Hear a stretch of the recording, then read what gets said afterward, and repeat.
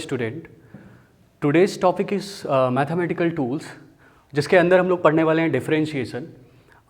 ये स्टार्ट करने से पहले मैं थोड़ा सा इंट्रोडक्शन देना चाहूँगा इस टॉपिक का। क्यों ज़रूरी होता है डिफरेंशिएशन या इंटीग्रेशन पढ़ना, या फिर हम बात करें मैथमेटिकल टूल्स पढ़ना क्यों इंपॉर्टेंट होता है। तो जब हम लोग फिजिक्स में अंदर कई सारे डेरिवेशन करते हैं, न्यूमेरिकल करते हैं, तो वहाँ पर हमको कई सारी क्वेश्चंस को सॉल्व करना पड़ता है, मे बी उनको डेराइव करना है, तो वहाँ पे डिफरेंशिएशन और इंटीग्रेशन का यूज़ आता है। तो ये वीडियो फर्स्ट ईयर क्लास के स्टूडेंट के लिए है, 11th क्लास के स्टूडेंट के लिए है। सिर्फ ये 11th के लिए ही नहीं बोल सकते हैं, अदर स्टूडेंट भी इसको वॉच कर सकते हैं जो कि 12th में है, या फिर जो पास आउट हो चुके हैं वो भी देख सकते हैं इस वीडियो को, बिकॉज बहुत जगह पे यूज़ में आने वाला है। तो यहाँ पर हम बात करेंगे सबसे पहले डिफरेंशिएशन की। तो एक बात मैं क्लियर कर दूँ कि मैं उतने ही डिफरेंशिएशन की बात करने वाला हूँ जितना तुम्हारे फिजिक्स में यूज़ में आने वाला है। आपको अगर ज़्यादा अच्छे से पढ़ना है या डिटेल में पढ़ना है तो जब आप मैथ पढ़ोगे 11th में 12th में, तो वहाँ आपको डिटेल में मिलेगा ये, ठीक है। So without wasting any time start करते हैं डिफरेंशिएशन। नाम सुन के ही समझ में आ रहा है कि किसी चीज़ को तोड़ा जा रहा है, अलग अलग हिस्सों में बांटा जा रहा है। डिफरेंशिएशन का मतलब यही होता है अगर हम सिंपल वे में देखें तो। चलिए एक सिंपल सा एग्जाम्पल लेते हैं। डेफिनेशन का कोई यूज़ नहीं है, फील आना चाहिए, समझ में आना चाहिए, ठीक है। चलिए हम लोग बात करते हैं मोशन के टाइप्स की। तो मोशन के बेसिकली 2 टाइप्स हैं, वैसे कई सारे टाइप्स हैं। तो यहाँ पर हम लोग uniform and non uniform motion की बात करेंगे, जितना हमारे लिए इंपॉर्टेंट है उतना ही जानेंगे। तो चलो हम पहले बात कर लेते हैं यूनिफॉर्म मोशन की। यूनिफॉर्म मोशन, आप अगर 11th या 12th के स्टूडेंट हो, मे बी 9th के भी हो, तो ईजिली समझ में आ रहा होगा यूनिफॉर्म मोशन क्या होता है। कोई भी ऑब्जेक्ट सेम टाइम इंटरवल में सेम डिस्टेंस को ट्रैवल करता है तो वो यूनिफॉर्म मोशन करता है, ठीक है। फॉर एग्जाम्पल, सेम टाइम में सेम डिस्टेंस अगर ट्रैवल करता है तो वो यूनिफॉर्म मोशन होता है। चलो इसके बारे में थोड़ा सा देख लेते हैं, ओके। ये रहा आपका ऑब्जेक्ट, ठीक है। ये पहले फर्स्ट पोजीशन पे था, ये ट्रैवल किया, डिस्टेंस ट्रैवल किया, फिर ये डिस्टेंस ट्रैवल करा। तो उस डिस्टेंस को ट्रैवल करने में, यहाँ से यहाँ तक आने में इसे 2 सेकंड का टाइम लगता था। वापस से इस पोजीशन से यहाँ आने में फिर से उसे 2 सेकंड का टाइम लग रहा है, और जो डिस्टेंस ट्रैवल कर रहा है वो सेम ट्रैवल कर रहा है। चलिए एक बात तो समझ में आ गई कि यूनिफॉर्म मोशन में सेम डिस्टेंस में सेम टाइम इंटरवल में सेम डिस्टेंस को कवर करता है तो वो यूनिफॉर्म मोशन होता है। यहाँ पर आप समझ भी पा रहे हो इसको ईजिली। अगर हम इसको ग्राफ के थ्रू आउट देखते हैं, अभी धीरे धीरे पिक्चर क्लियर होगी कि क्यों हम डिफरेंशिएशन में uniform and non uniform motion आपको पढ़ा रहे हैं, ठीक है। तो अगर हम लोग बात करते हैं ग्राफ की, तो यहाँ पे ग्राफ ड्रॉ करते हैं। ग्राफ प्लॉट किया, y और x ये हमने टाइम के लिए ले लिया, ये डिस्टेंस के लिए ले लिया। अगर हम ग्राफ की बात करें तो डिस्टेंस वर्सेस टाइम का ग्राफ है, और हम यूनिफॉर्म मोशन के लिए ग्राफ प्लॉट करते हैं तो कैसा मिलता है आपको? स्ट्रेट लाइन ग्राफ मिलता है। और स्ट्रेट लाइन ग्राफ में अगर हम ऑब्जेक्ट को आइडेंटिफाई करते हैं तो पहले ऑब्जेक्ट फर्स्ट पोजीशन पे था, ये हम फर्स्ट पोजीशन ले लेते हैं, और ये इसकी सेकंड पोजीशन ले ली हमने, ऑब्जेक्ट सेकंड पोजीशन पे पहुंचा। ड्रॉ कर लेते हैं ग्राफ को, ठीक है, इजीली देख पा रहे होगे। ग्राफ को ड्रॉ करा है। अगर हम x में टाइम की बात करें तो जब सेकंड पोजीशन पे पहुंच रहा है तो उसके लिए हम मे भी कोई टाइम ले लेते हैं, t1 t2 भी ले सकते हो, या फिर हम x के फॉर्म में ले लेते हैं x2। यहाँ से यहाँ तक जा रहा है तो क्या ले लिया? x1। ये डिस्प्लेसमेंट हो रहा है, डिस्टेंस भी बोल सकते हैं, डिस्प्लेसमेंट हो सकता है जब हम किसी बॉडी को फ्रीली नीचे की तरफ छोड़ रहे होंगे, ठीक है। तो इस सिचुएशन में ये हमने ले लिया y2, ये आपका हो गया y1, ठीक है। अब हमको फाइंड आउट करना है, स्लोप निकालना है इस पॉइंट पे। इस ट्रायंगल की बात कर रहा हूं मैं। यहाँ पे अगर आपको स्लोप निकालना हो तो slope tan theta is equal to perpendicular upon base. तो अगर हम परपेंडिकुलर की बात करें तो परपेंडिकुलर में कितने का डिफरेंस निकल के आ रहा है? ये पूरा कितना ट्रेवल कर रहे हो आप? y2, और ये जो पहले वाला था ये कितना था? y1। आपको ये वाली डिस्टेंस फाइंड आउट करनी है तो आप क्या करोगे? y2 से y1 को लेस कर दोगे। मैं फिर से रिपीट कर रहा हूं इस चीज को, आपको ये डिस्टेंस निकालनी है तो आप y2 से y1 को क्या करोगे? लेस करोगे। आप चेंज निकाल लो तो y2 minus y1 upon same as well as x के साथ भी होगा x2 माइनस x1। ये आपने स्लोप निकाल लिया, tan थीटा के फॉर्म में स्लोप निकाल लिया। ये y2 minus y1 upon x2 minus x1 निकला। ये चेंज निकल के आ रहा है। ये किसके लिए निकल के आ रहा है? यूनिफॉर्म के लिए निकल के आ रहा है। तो चलिए हम फिर से निकालते हैं किसके लिए? नॉन यूनिफॉर्म के लिए। ये तो आसान सी बात हो गई, ओके। कुछ टाइम के लिए वीडियो को पॉज करके अगर आप नोट करना चाहें तो वहां से नोट कर सकते हैं बाद में। चलिए ठीक है, चलिए हम लोग अब बात करते हैं नॉन यूनिफॉर्म मोशन की। यूनिफॉर्म मोशन हमने देख लिया, स्ट्रेट लाइन ग्राफ बनता है। अगर ग्राफ कुछ इस तरह से हो, अब हम फिर से नॉन यूनिफॉर्म मोशन नहीं बताने वाले क्योंकि यू ऑल नो अगर कोई भी ऑब्जेक्ट अलग अलग डिस्टेंस को ट्रैवल करता है किसी अलग अलग टाइम पे, तो वो नॉन यूनिफॉर्म मोशन करेगा। और उसके बिटवीन अगर हम ग्राफ को प्लॉट करते हैं, तो ग्राफ हमने कुछ इस तरह से ग्राफ प्लॉट कर दिया, ये ग्राफ प्लॉट करा। अब अच्छा, ग्राफ को हमने प्लॉट करा है, तो साथ में ये भी समझना है कि इस तरह का ग्राफ कैसे बना। तो मैं आपको बता दूं कि यहाँ पर से किसी बॉल को नीचे की तरफ ड्रॉप किया जा रहा है। ये बॉल है, इसको हम नीचे की तरफ फेंक रहे हैं, छोड़ रहे हैं इसको ऐसे। ध्यान से समझने की कोशिश करना, जब बॉल को नीचे की तरफ छोड़ा जा रहा है तो बॉल जैसे जैसे डिस्टेंस को कवर करेगा, अब हम फिर से इसको डिस्टेंस ना बोल के डिस्प्लेसमेंट बोल सकते हैं, ठीक है। क्योंकि मैं आपको एक चीज़ क्लियर कर दूं, आगे भी आपको पढ़ने को मिलेगा कि डिस्टेंस डिस्प्लेसमेंट इक्वल हो सकता है, लेकिन जो डिस्प्लेसमेंट है वो कभी ज़्यादा नहीं हो सकता डिस्टेंस से। जब आप स्ट्रेट लाइन मोशन पढ़ोगे तो वहाँ पर चीज़ें क्लियर हो जाएंगी, ठीक है। तो यहाँ पर हम किसी बॉल को अगर नीचे की तरफ फेंक रहे हैं, तो जैसे जैसे बॉल आगे बढ़ेगा तो उसी टाइम इंटरवल में ज़्यादा डिस्प्लेसमेंट करेगा, ज़्यादा स्पीड से जाएगा, क्योंकि mg लग रहा होगा, नीचे की तरफ खींचने की कोशिश करेगा, है ना। ये जो पृथ्वी माता है ये बोलेगी आजा मुझ में मिल जा आके, इस टाइप से। तो ठीक है, ओके। तो कुछ चीज़ें यहाँ पे समझ में आई होंगी आपको कि ये यहाँ तक आ रहा है तो इसको टाइम लग रहा है t1, यहाँ पर आया तो टाइम लग रहा है t2, यहाँ पर आया तो टाइम लग रहा है t3, ठीक है। इतना ये टाइम ट्रैवल हो रहा है। यहाँ से यहाँ तक आने में इसको समय लग रहा है 1 सेकेंड का, फिर यहाँ से यहाँ तक आने में इसको टाइम लग रहा है 2 सेकेंड का, फिर यहाँ से यहाँ तक, ये थोड़ा सा ज़्यादा दूर तक जाएगा, ऐसे हम दिखा लेते हैं, ज़्यादा दूर तक जाएगा। और इसको भी थोड़ा सा हम आगे बढ़ा लेते हैं, क्योंकि ये तो काफ़ी पास रहेगा लेकिन ये थोड़ा सा दूर जाएगा, ठीक है। ये थोड़ा सा दूर रहेगा, इससे गैप थोड़ा सा ज़्यादा रहेगा। तो यहाँ पर जो टाइम लग रहा है वो 3 सेकेंड का लग रहा है। अब हमें अगर डिस्प्लेसमेंट निकालना है यहाँ से यहाँ तक, तो एक बात बता दूँ, यहाँ पर जो u रहेगा वो 0 रहेगा। यू ऑल नो क्यों रहेगा, जो आपकी इनिशियल वेलोसिटी है वो 0 रहेगा, क्योंकि पहले ही जो बॉल होगी या जो ऑब्जेक्ट होगा वो रेस्ट में होगा। तो उस सिचुएशन में अगर हम इक्वेशन अप्लाई करते हैं, न्यूटन सेकेंड इक्वेशन, तो आपका रहेगा s = ut plus half at square. तो यहाँ पर अगर हम देखें तो ये वाला जो टर्म है, ut वाला जो टर्म है, ये 0 हो जाएगा। तो s = निकल के आएगा 1/2 at स्क्वायर। तो इस सिचुएशन में s = 1/2 gt स्क्वायर हो जाएगा। तो s = 1/2 g की जगह पे हम क्या ले सकते हैं, 10 ले सकते हैं, कि कैलकुलेशन में ज़्यादा प्रॉब्लम ना हो। वैसे g का वैल्यू होता है कितना, 9.8, ठीक है। तो अप्रॉक्सीमेटली हम कितना ले सकते हैं, 10 मीटर पर second square acceleration due to gravity. तो s = 1/2 10 × t। यहाँ से यहाँ तक टाइम कितना लग रहा है उसको, मैं इस पॉइंट से लेके इस पॉइंट की बात कर रहा हूँ, 1 सेकेंड का। तो 1 का स्क्वायर करोगे तो 1 ही आएगा। तो s = निकल के क्या आया, कैंसिल आउट करा तो कितना आया, 5 मीटर। तो ये पहले t1 टाइम में कितना डिस्टेंस या कितना डिस्प्लेसमेंट कवर करता है, 5 मीटर का। अब हम 2 सेकेंड की बात कर लेते हैं, ठीक है। इसको चाहो तो s1 मान लो, ठीक है। अब हम 2 सेकेंड की बात कर लेते हैं, तो s2 = 1/2 gt स्क्वायर। तो s2 = 1/2 g आपका 10 हुआ, 2 का स्क्वायर किया कितना आया, 4। 2 से डिवाइड करा तो डिवाइड करने में 2 हुआ, 2 से मल्टीप्लाई, सिंपल सी मैथ है। तो s2 = कितना निकल के आया आपका, 20 मीटर डिस्प्लेसमेंट निकल आएगा, जब टाइम कितना था, t = 2 सेकेंड का समय था। अगर हम t = 3 सेकेंड ले लेते हैं तो उस सिचुएशन में क्या होगा, देखो मैं साइड में लिख रहा हूँ, इस चीज़ को ध्यान से देखना। तो s3 = कितना आएगा, कमेंट में आंसर बता सकते हो, 45 मीटर, ठीक है। अब एक बात आपको समझ में आ गई कि जब टाइम t1 था तो डिस्टेंस ट्रैवल कर रहा था 5 मीटर, फिर 20 मीटर कर रहा है, 45 मीटर कर रहा है। तो एक बात तो क्लियर होगी कि जब बॉल को ऊपर ले जाके छोड़ा जाएगा तो वो बॉल यूनिफॉर्म मोशन ना करके क्या करेगा, नॉन यूनिफॉर्म मोशन करेगा, ठीक है। तो उसके लिए जो ग्राफ बनेगा वो कुछ इस सिचुएशन में क्रिएट होगा। तो इसको अपन क्या ले लेते हैं, टाइम, और इसको हमने क्या ले लिया, डिस्प्लेसमेंट ले लिया, ठीक है। डिस्प्लेसमेंट ले लिया। वैसे इतना डिटेल में बताने की जरूरत नहीं थी, डिफरेंशिएशन को शॉर्टली भी एक्सप्लेन करा जा सकता है, लेकिन आप डिफरेंशिएशन का मीनिंग समझ लो यहाँ पे, ठीक है। अब हमने इस तरह से यहाँ पे डिवाइड कर लिया है। तो एक चीज़ देखो, हमने कुछ पॉइंट ले लेते हैं, हम 2 के लिए ले लेते हैं, S1 और S2 के लिए ले लेते हैं। तो S1 डिस्प्लेसमेंट और ये हमने ले लिया S2 डिस्प्लेसमेंट, ठीक है, इस तरह से ले लिया। अब हम यहाँ पे ग्राफ में स्लोप फाइंड आउट करने की कोशिश करते हैं। तो यहाँ पे देखो एंगल थीटा बन रहा है, लेकिन स्लोप आप नहीं निकाल सकते।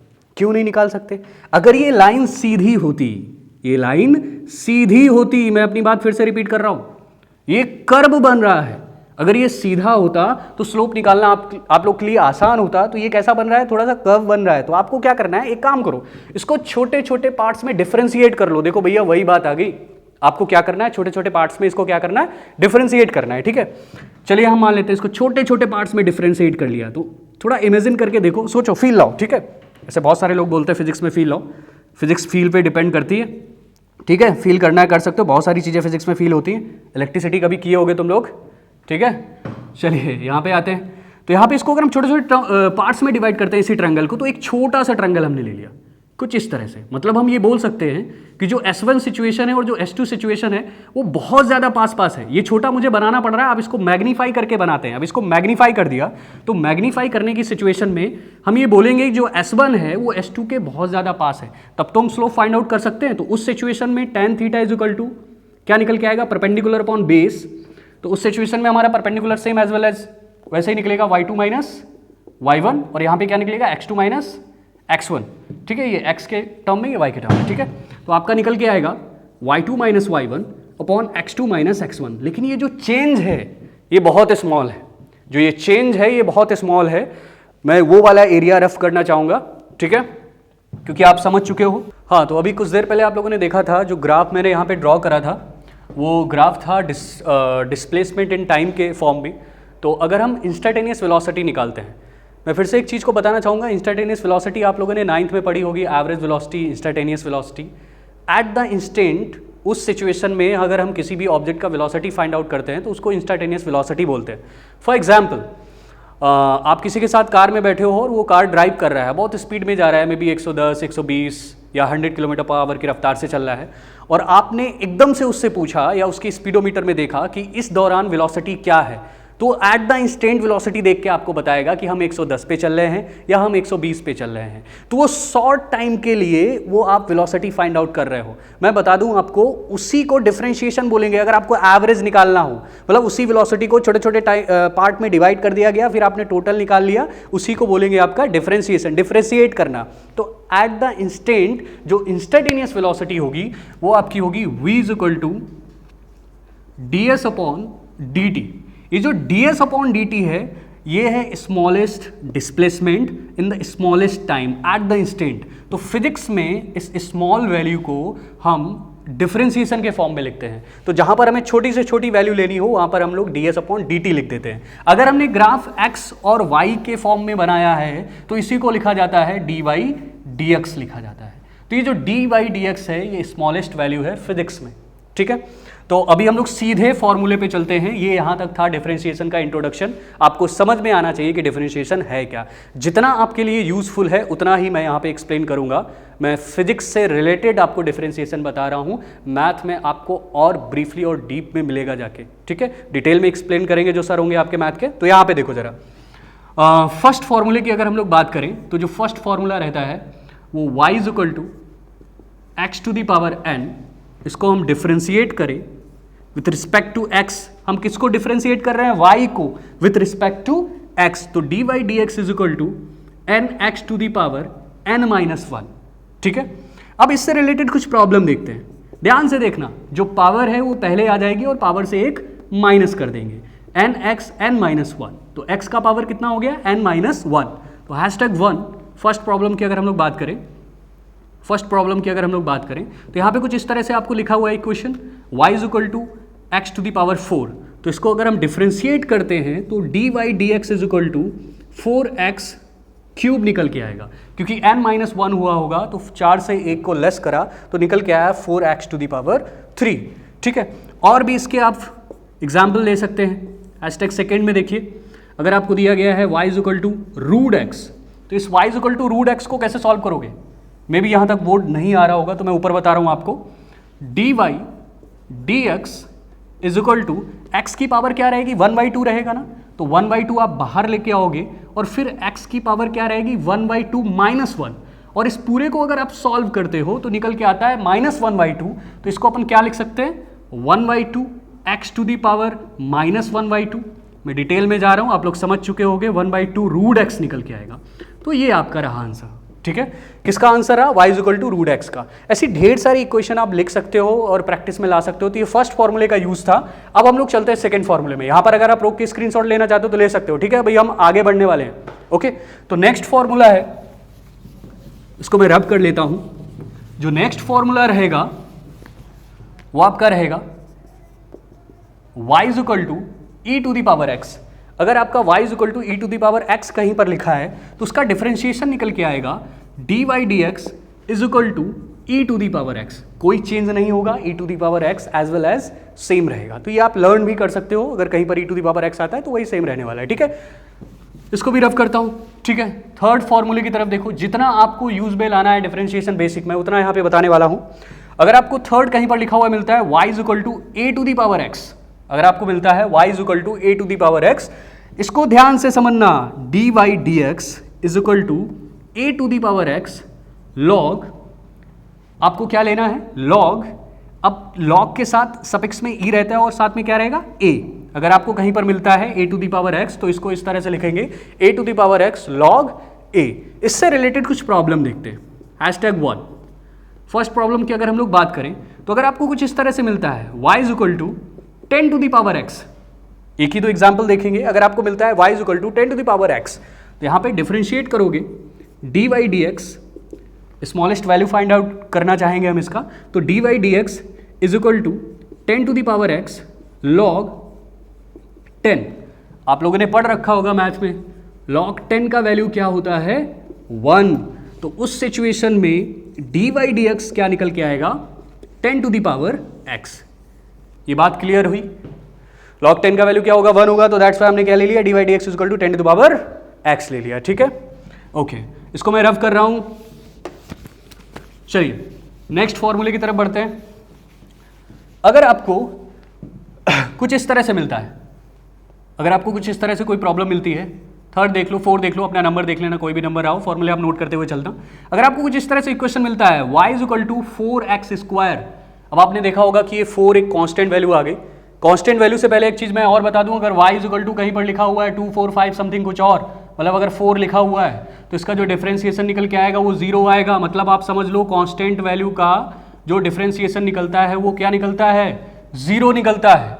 तो इस सिचुएशन में जब सिर्फ कांस्टेंट वैल्यू हो तब 0 आएगा, और अगर कांस्टेंट के साथ कोई फंक्शनल ग्रुप जुड़ा हुआ है तो उस time dy dx is equal to 4 को कॉमन ले लोगे, एक्स स्क्वायर का डिफरेंशिएशन करेंगे तो 2 बाहर आएगा into x to the power 2 minus 1, तो निकल के आएगा 8x टू दी पावर 1। ये बात शायद आप समझ गए होंगे। अगर कहीं पर कांस्टेंट वैल्यू आता है किसी फंक्शनल ग्रुप के साथ तो उस कांस्टेंट को बाहर कॉमन ले लेना है, उसके साथ कुछ नहीं करना, उसे बिल्कुल नहीं छेड़ना है, उसे बाहर निकालो और जो भी अंदर आ रहा है उसका मल्टीप्लाई करा देना बाद में, ठीक है। ये चीज़ समझ में आ गई होगी आपको। ओके सुनाओ, अब कुछ और चीज़ें देख लो।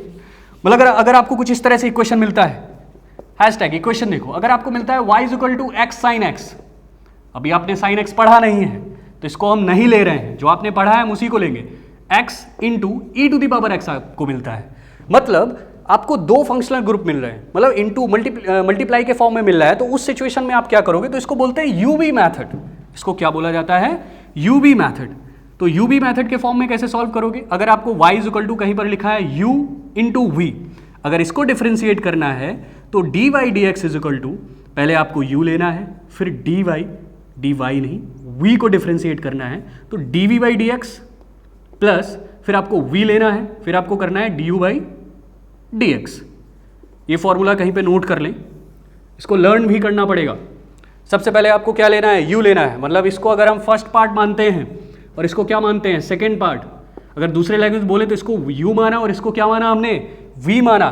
तो उस सिचुएशन में अगर इसको सॉल्व करोगे तो क्या निकल के आएगा d by d x is equal to, तो पहले x के साथ कुछ नहीं करना है, फ्री छोड़ना है उसको, x आपको e to the power x का डिफरेंशिएशन करना है, तो e to the power x का डिफरेंशिएशन क्या आएगा e to the power x plus v क्या है यहाँ पर e to the power x है, ध्यान से देखो v क्या है यहाँ पर e to the power x है, फिर आपको किसको डिफरेंशिएट करना है u को डिफरेंशिएट करना है, और x लिखा है मतलब x की पावर यहाँ पर क्या है 1 है। तो अगर इसको आप डिफरेंशिएट करोगे तो x का डिफरेंशिएशन क्या निकल के आने वाला है, क्या निकल के आने वाला है, कर लो वाई साइड में, वैसे लर्न तो रख सकते हो। y इक्वल टू अगर आपको कहीं x मिला है तो d by d x, short में करते हैं इसको, 1 बाहर आएगा, पावर 1 रहेगी ना, x टू दी पावर क्या हो जाएगा 1 माइनस 1। तो इस सिचुएशन में डिफरेंशिएशन क्या निकलेगा, आंसर आप कमेंट भी कर सकते हो। तो उस सिचुएशन में ये वाला जो पार्ट है आपका, कोई फंक्शनल ग्रुप नहीं निकल के आ रहा है, 1 आ रहा है, तो उस सिचुएशन में e टू दी पावर क्या निकल के आएगा x निकल के आएगा। चलिए और देख लेते हैं इसका यूज। मे भी अगर आपने फॉर्मूला नहीं पढ़ा है, कुछ इस तरह से मिलता है आपको y to the power 2x into cos x, ठीक है। अब इसको डिफरेंशिएट करना है तो dy dx is equal to, इसको हमने u माना है, इसको v माना है, u v के मेथड से सॉल्व करेंगे, इसको मल्टीप्लिकेशन इन डिफरेंशिएशन बोलेंगे। तो पहले u को फ्री छोड़ना है, तो x को टच नहीं करना है। cos x का अगर हम लोग डिफरेंशिएशन निकालते हैं तो cos x का निकलता है माइनस साइन x, आगे भी फॉर्मूला मिलेगा आपको, minus sine x plus cos x को नहीं छेड़ना है, 2x का करोगे तो 2 का मल्टीप्लाई रहेगा और x का क्या रहेगा 1 रहेगा। तो उस सिचुएशन में क्या निकल के आएगा आपका minus 2x sine x plus cos x, 2 cos x लिख सकते हैं। तो ये रहा आपका आंसर। बात समझ में आ गई ना? तो यूबी मेथड में आपको ये फॉर्मूला लर्न करने की आवश्यकता है। अब इसे मैं रब कर रहा हूं, ठीक है। ये कुछ बेसिक से फॉर्मूले थे और फॉर्मूलों को जल्दी जल्दी देखते हैं। ओके, अगर डिफरेंशिएशन में कहीं पर आपको रेशियो के फॉर्म में कुछ देखने को मिलता है, मतलब डिवाइड करना है, तो उस सिचुएशन में क्या करेंगे, ये भी यूबी मेथड से ही सॉल्व करेंगे। तो इसको थोड़ा सा उधर लिख लेते हैं, आप लोग के लिए देखना आसान रहेगा। तो y इज इक्वल टू, अगर आपको लिखा हुआ है u अपॉन v, मतलब अगर आपको कोई फंक्शन मिलता है y is equal to x upon sine x, इस तरह का अगर कोई फंक्शन मिलता है तो उसको आप कैसे डिफरेंशिएट करोगे, ठीक है। तो यहां पर आपको डिफरेंशिएट करने के लिए सिंपल सा फॉर्मूला रहेगा, dy dx is equal to u upon v लिखा हुआ है, तो सबसे पहले हम लोग u को लेंगे, u dv by dx minus लगाएंगे, वहां पर क्या रहता था, प्लस रहता था और v पहले रहता था, ठीक है। तो उस सिचुएशन में आपको, सॉरी, u पहले रहता था, माइनस वहां पे प्लस रहता था, यहाँ पे माइनस रहेगा, ठीक है। इतना तुम्हें लर्न करना है जब डिवाइड के फॉर्म में हो। तो u dv by dx minus, इस बार v को फ्री छोड़ना है, du बाई dx, और डिवाइड करना है v स्क्वायर से। अगर आपका माइंड बहुत अच्छा है तो इस फॉर्मूले को आप लर्न रख सकते हो, ठीक है, नहीं तो ये आपको लिखना पड़ेगा कहीं साइड में लर्न करने के लिए। तो इस फॉर्मूले के यूज से हम इस इक्वेशन को सॉल्व करेंगे, और ये इक्वेशन क्या है, y is equal to x upon sine x, ठीक है। वीडियो का लेंथ थोड़ा सा लंबा हो रहा है, इसलिए जल्दी से फिनिश करते हैं। जितना डिफरेंशिएशन तुम्हारे यूज का है उतना ही देखेंगे यहाँ पे। तो dy dx is equal to, तो सबसे पहले हमें किसको लेना है, इसको हमने क्या माना हुआ है u, इसको क्या माना हुआ है v माना हुआ है। तो u को फ्री छोड़ना है, किसको फ्री छोड़ना है, x को, फिर इसके बाद किसको डिफरेंशिएट करेंगे, साइन x को। तो साइन x का डिफरेंशिएशन आता है cos x, आगे पढ़ने को मिलेगा, अभी उस फॉर्मूले शॉर्ट में लिख दूंगा मैं। तो x cos x minus v को फ्री छोड़ना है, मतलब साइन x को फ्री छोड़ना है, और इसका अगर हम डिफरेंशिएशन करेंगे तो क्या आएगा, 1 आएगा।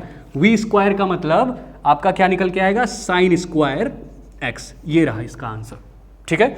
तो इससे रिलेटेड आप और भी प्रॉब्लम की प्रैक्टिस करें तो आपके लिए आसान रहेगा। ओके, तो सीधा सा ट्रिग्नोमेट्री के फॉर्म में अगर आपको कुछ लिखा मिलता है sine and cos and tan के फॉर्म में, तो उसके जल्दी से फॉर्मूले देख लो एक साथ में। अगर आपको कहीं पर मिलता है y is equal to sine x, जैसा कि अभी बहुत बार आया, तो आप y is equal to sine x को करोगे तो d by d x is equal to sine x का निकल के आता है कॉस एक्स। अगर आपको मिलता है कहीं पर y is equal to cos x, तो कॉस एक्स का निकल के आएगा d by d x, cos x को हम लिखते हैं माइनस साइन एक्स, ठीक है। साइन का रहेगा कॉस, और कॉस का क्या रहता है, माइनस रहेगा। और देख लो, अगर आपको लिखा हुआ मिलता है कहीं पर इस तरह से y is equal to tan x, तो टेन एक्स का रहता है y इज इक्वल टू, अगर टेन एक्स के फॉर्म में अगर आपको कोई फॉर्मूला मिलता है, तो टेन एक्स के फॉर्म में अगर मिलता है तो d y d x is equal to sec square x, ठीक है। अब मैं इधर लिखने की कोशिश कर रहा हूं, देखना इधर दिखाई देगा आपको। तो d y d x is equal to sec square x अगर टेन के फॉर्म में रहता है, और अगर आपको कहीं पर y इज इक्वल टू लिखा मिलता है सेक एक्स, ये आपका फोर्थ हो गया ट्रिग्नोमेट्री के फॉर्म में। तो y इज इक्वल टू अगर आपको कहीं पर लिखा मिलता है सेक एक्स मिलता है, तो सेक एक्स को कुछ इस तरह से करेंगे, d y d x is equal to, अगर आपको सेक एक्स मिलता है तो sec x into tan x, ठीक है। 5 नंबर पे देखो, अगर आपको y इज इक्वल टू कहीं पर मिलता है कॉट एक्स, तो कॉट एक्स को आप लिखते हो डी वाई डी एक्स, ये तुमको लर्न करने पड़ेंगे, ठीक है। तो d y d x is equal to cot x को आप लिखोगे माइनस का कॉसेक स्क्वायर एक्स। और अगर आपको कहीं पर लिखा हुआ मिलता है क्या, y is equal to cosec x, तो इसको हम लिखेंगे d y d x is equal to minus cosec x into cot x. इसको लर्न करने का एक सिंपल सा आसान सा तरीका है, मैं लास्ट में बताना चाहूंगा, फिर इसके बाद वीडियो यहाँ पे एंड हो जाएगा आपका, ठीक है। तो अगर मैं बात करूं साइन एक्स का, कॉस एक्स का रहेगा माइनस साइन एक्स, मतलब जो पहला टर्म आता है साइन, उसको पॉजिटिव, और दूसरा टर्म किसमें लेना है, नेगेटिव। अब अगर हम लोग बात करें टेन एक्स की, तो टेन एक्स का जो डिफरेंशिएशन निकल के आता है सेक स्क्वायर एक्स। अब चलो यहाँ ध्यान से देखो, कॉट एक्स का क्या निकलता है, माइनस कॉसेक स्क्वायर एक्स, मतलब टेन के साथ कौन जुड़ा रहता है, कॉट, और सेक के साथ कौन जुड़ा रहता है, कॉसेक। tan, अच्छा cot गंदा गंदा कुछ ऐसे लर्न कर सकते हो, ठीक है। आपको कैसे समझ में आता है आप समझो, ठीक है। सी के फॉर्म में, टी के फॉर्म में कैसे लर्न करना है आपकी प्रॉब्लम है, ठीक है। आपको कैसे वेरिएबल लगता है आपके लिए। तो y is equal to tan x, तो dy dx is equal to sec square x। अब यहाँ पे देख रहे हो, अगर हम sec x का फिर से करते हैं तो sec x तो साथ में रहेगा, लेकिन ये tan से निकल के आता है तो tan का क्या रहेगा, मल्टीप्लाई रहेगा। यहां पर भी देख रहे हो आप cosec स्क्वायर x, तो अगर हम लोग cosec x का फिर से करते हैं तो cosec x into cot x निकल के आता है। तो ये आप जैसे लर्न करना चाहते हो आप इनको रट सकते हो, कहीं पे लिख सकते हो। ये थे बेसिक डिफरेंशिएशन था जो आप फर्स्ट ईयर में यूज करते हो कई सारे फॉर्मूलों और कई सारे डेरिवेशन को डेराइव करने में। यहीं पर मैं वीडियो को ख़त्म कर रहा हूँ। जो नेक्स्ट वीडियो कंटिन्यू रहेगा वो आपका आएगा इंटीग्रेशन के लिए। तो डिफरेंशिएशन का टॉपिक यहीं तक था। Keep watching, keep supporting and घर पे रहो, खुश रहो, मुस्कुराते रहो एंड मिलते हैं नेक्स्ट वीडियो में।